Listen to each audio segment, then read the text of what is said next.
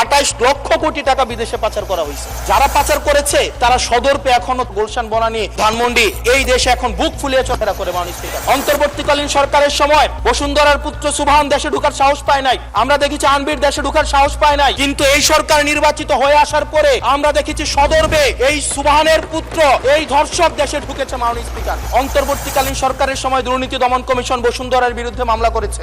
এই মামলার কি অগ্রগতি হয়েছে সেটা আমরা জানতে চাই। আমরা জানতে চাই আন্ডার টেবিল কোন ধরনের সমঝোতা হয়েছে কিনা। যদি সমঝোতা না হয়ে থাকে তাহলে তাদের বিরুদ্ধে আইনগত ব্যবস্থা নিতে বাধাটা কোথায় সেটা বাংলাদেশের মানুষের সামনে প্রকাশ করতে হবে।